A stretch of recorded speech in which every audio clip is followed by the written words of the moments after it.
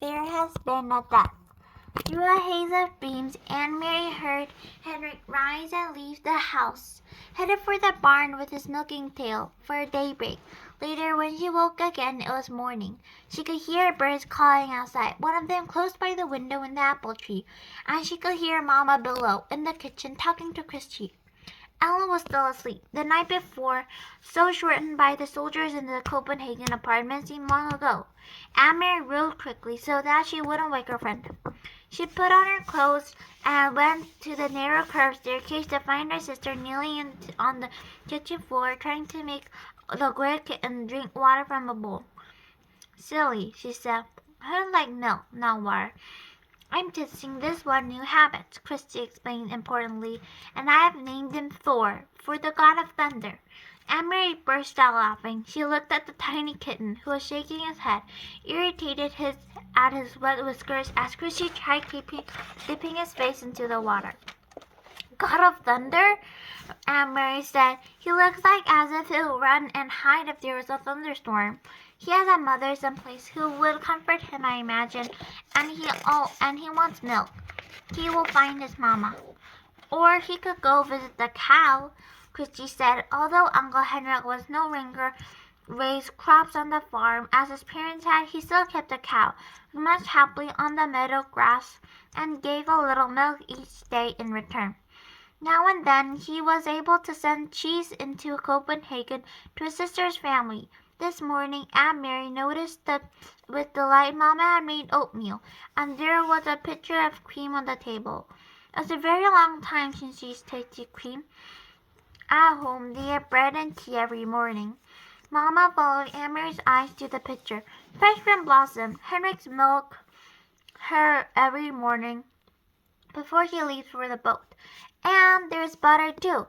Usually not and Henrik has butter, but he managed to save a little this time. "Save a little of what?" Aunt Mary said into the bowl. "Don't tell that the soldiers tried to, what's the word? Relocate the butter too." She laughed at her own joke. But it wasn't a joke at all.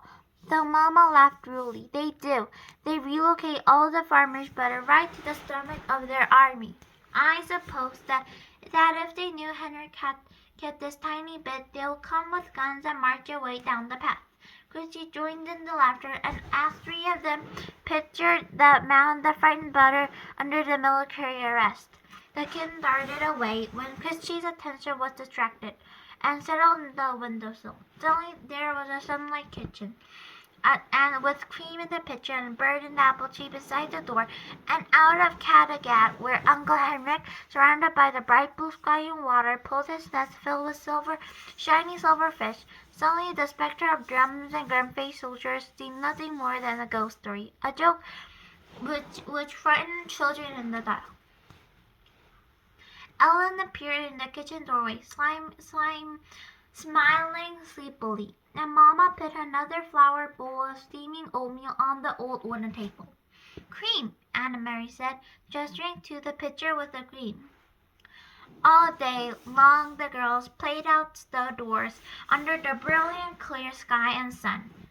Aunt Mary took Ellen to the small pasture beyond the barn and introduced her to Blossom, who gave a lazy, rough-textured lick to the palms of Ellen's hand when she extended it untimidly. The kitten scampered about and chased flying insects across the meadow. The girls picked armfuls of wildflowers, dried brown now by the early fall chill, and arranged them in pots and pitchers until the tabletops were crowded with their bouquets. Inside the house, Mamma scrubbed and dusted, tisking at Uncle Henrik's untidy housekeeping.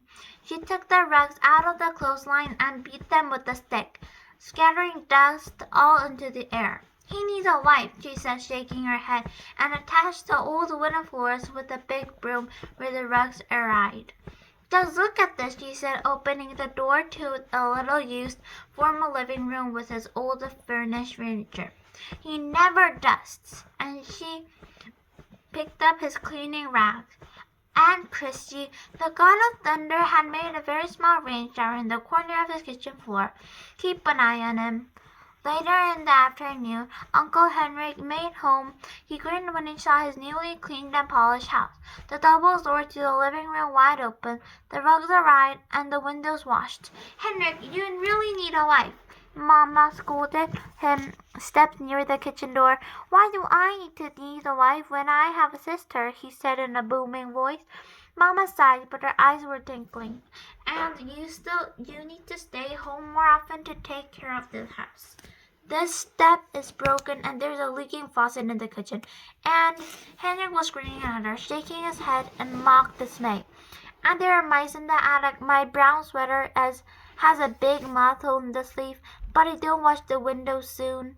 They laughed together. "Anyway," Mama said, "I have opened every window, Henrik, to let the air in and the sunlight. Thank goodness it's such a beautiful day. Tomorrow will the day for fishing," Henrik said, his smile disappearing.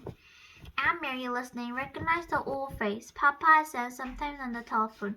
Is it the weather for good fishing, Henrik?" Papa asked. But what did it mean? Henrik went fishing every day, rain or shine. Denmark fishermen didn't wait for sunny days to take their boats and throw their nets into the sea. Aunt Mary, silent, sitting with Ellen under the apple tree, watched their uncle. Mama looked at him. "The weather is right?" she asked. Henrik nodded and looked at the sky. He smelled the air. "It'll be going back to the boat tonight after supper. You'll leave very early in the morning." "I will stay on the boat all night." And Mary wondered if it was to look like on boat all night, to lie on the anchor, leaning in the set slab of the slides, to see the stars from their place on the sea. "You have prepared the living room?" Uncle Henrik said suddenly. Mama nodded. "It is clean, and I moved the furniture a bit to make room." "And you saw the flowers," she added. I hadn't thought of it, but the girls picked up dry flowers from the meadow." "Prepared the living room for what?" Aunt Mary said. "Why did you move the furniture?" Mama looked at Uncle Henrik. He was reached down to the kitten, scampering past, and now held it against his chest, scratched his chin gently. It arched his small back with pleasure. "Well, girls, it is a sad event, but not too sad, because really she is very, very old, and has been a death. Tonight your great-aunt Bertie will be resting in the living room in her casket before she is buried tomorrow. It's an old custom, you know, for dead to rest at home and their loved ones to be there when it's for burial." Chris was listening with a fascinated look. "Right here? A dead person is right here?" Amory said nothing. She was confused. The first thing she had heard was the death of a family. No one had heard Copenhagen to say there's been a death.